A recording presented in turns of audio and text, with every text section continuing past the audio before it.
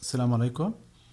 And here we have our video which will complete titration topic for chemistry IAL Edexcel. Today, after finish the methods of preparation of carboxylic acid, preparation of standard solution and do the calculation. Today we will start discuss some the terminology used in this topic, okay? Because some concepts have a fixed meaning and we need to know what's the meaning of these concepts. First, mistake and error. Usually, in most of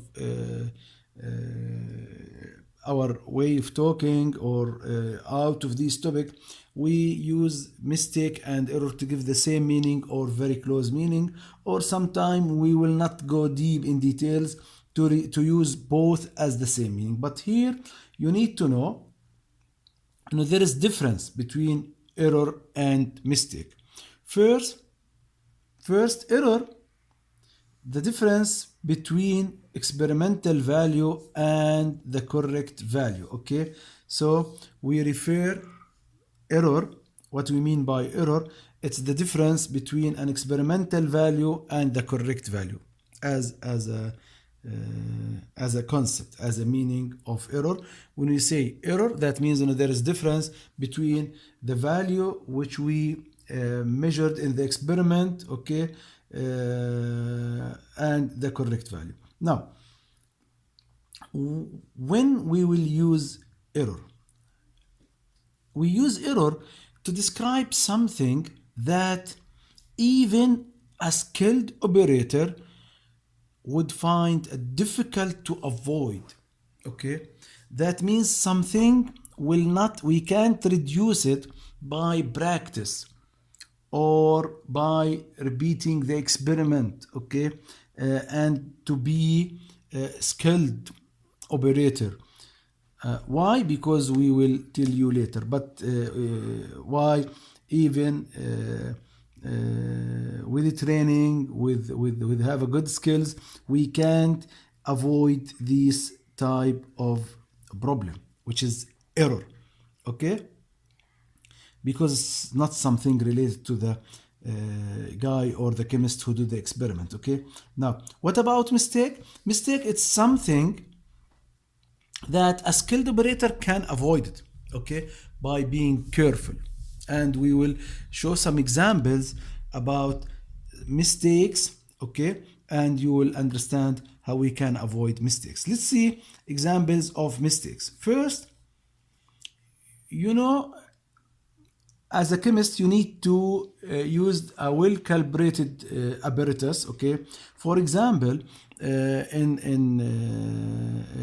when we measure the mass, if you didn't tracing the balance, that means calibrating the balance, make sure it's at zero before you start measuring the masses, okay? Your measurement will be wrong. For example, if we use a weighing dish, usually we put the weighing dish on the balance and there is a fixed button. We press this button and the mass of the weighing dish will be zero, or weighing bottle, okay? It will be zero. And then we measure the mass of the added material only. Now, if you use the balance without tearing this point, okay, without put the 0 point from the beginning, it's a mistake. It's something due to the human problem, okay? With practice, you will avoid it. Now, two, wrong recording of reading, like it's the volume reading 23.17, and because you are not well concentrated or mix the numbers, okay, you write it 17.23, okay? This is something will not occur with a well-skilled chemist, okay? Another point, as you see, everything is good, just the chemist do mistakes, okay? Here, with mistakes. If the student forget to remove the funnel before start titration, Yes, before we start titration, we should remove the funnel. Why? Because the funnel still contains some liquid, some solution. So while you do titration, what will happen? Some drops from the funnel will enter the burette, okay? And this is will make our reading wrong, so it's a mistake. And if for example there is another point, okay, here, practice will reduce the mistakes, not error. Mistakes with practice can reduce, but error not.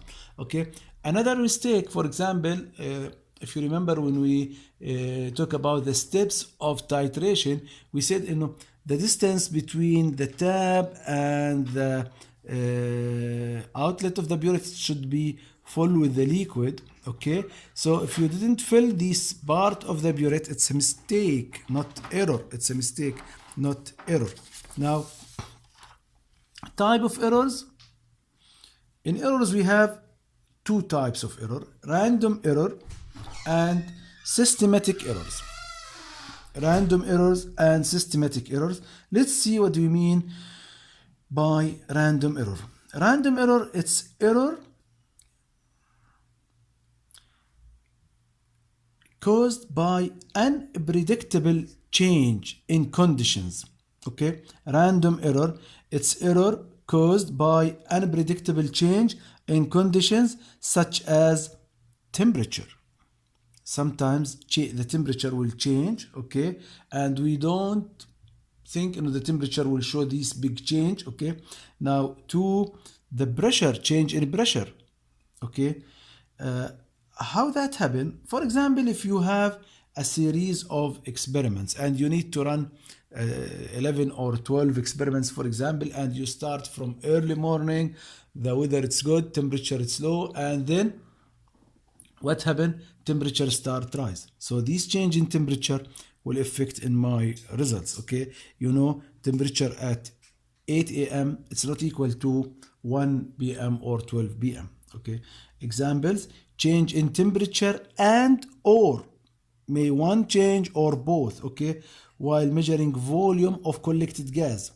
You know, the gas is affected by change in temperature faster than solid and liquids. So if there is any change in temperature, okay, and the pressure, and you know, when temperature change, that means the pressure of gases will change, which will affect in the volume. Okay, that means our reading will not be a correct or accurate one. So here we have a random error. Okay, because if you repeat the experiment in another day, it will not give you the same reading or the same change in measurement. Okay, another point: measuring mass at different time. Okay, at different time, so different temperature, so this will give a different reading in the mass. Why? Because, you know, amount of water in the air will change from time to time. If it is dry air, or if it is raining outside, that means the humidity will be higher, and you know, the solid substance sometimes absorb water. So when the humidity high, that means absorbance will be more, which will affect the mass. Okay, the mass of dry shirt, it's not equal to mass of wet shirt. Okay, so the same thing will happen to the mass of solid substance when measured at different temperature. Okay, at different temperature or different time in the day. When electrical heating used, electrical heating, we can't say in the temperature it's constant. Some student will be shocked. We use electrical heating, which is very, very accurate. Okay, we can't say temperature constant. When we use electrical heating, it will be plus minus x degrees. Why? Because when we put the thermostat, for example, at 50, okay, the thermostat will stop the electrical circuit at 50. Okay, but the temperature will raise up more, 2 to 3 degrees, we don't know, it depends on the device accuracy, and then the heating will stop, so temperature will go down again. because thermostat will start working when temperature be less than 50, for example. So we will have a range which will be above 50 and below 50, so the temperature will not be accurate here, okay, when we use electrical heating, okay. Now, repeating the experiment and finding the average will reduce the effect of random errors. Okay, will reduce the effect of random errors because the error percentage will decrease. Okay, and the data will be closer. Now, what about the systematic error? It's an error caused by an apparatus, so the recorded value will be either low or high. Okay, low or high. It's due to the apparatus. For example, if the measuring cylinder prepared, okay, or manufactured with the wrong scaling, what will happen? My volume reading will be not accurate. It will be higher or lower. Sorry. Okay. So this is systematic error. It's not related to the condition. In any time, if you find any measurement, it will give you the same error. Okay, and here repeating the experiment will not reduce the error. Okay, it will not reduce the error because always we will get the same result with the same error. Okay, now examples. If amount in liquid if amount of liquid in the thermometer is more or less than it should be, what will happen? Our temperature reading will be wrong because amount of liquid which will expand to measure the temperature, it will not expand as required. It will expand more or less. Okay, that will make the reading wrong.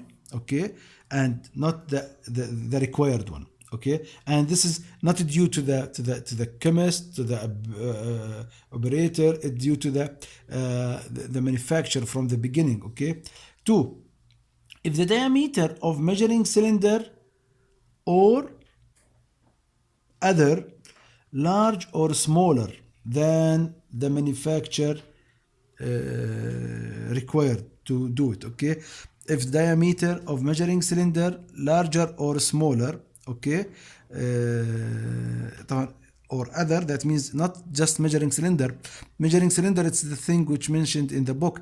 It's the same thing about the burette. If the diameter it's not as required, okay, the same thing as pipette. If the diameter is not as required, all these things which used for measuring the volumes, or even gas syringe, for example, that means the reading will give me error reading. Okay, that mean, and it's due to industrial issue. Okay, it's not something which can be improved or treated. Okay, now if the pipette has been wrongly calibration, okay, the sign which used for the volume of the pipette, it's not as it should be. That means our volume or our volume reading will be not right volume. Okay, now repeating the experiment will not reduce the error if we use the same apparatus. That means systematic error here, the systematic error. Repeating the experiment will not reduce the systematic error because we use the same apparatus, so always we will get the same results. Thank you. We will stop here and complete in the next video, inshallah. Assalamu alaikum.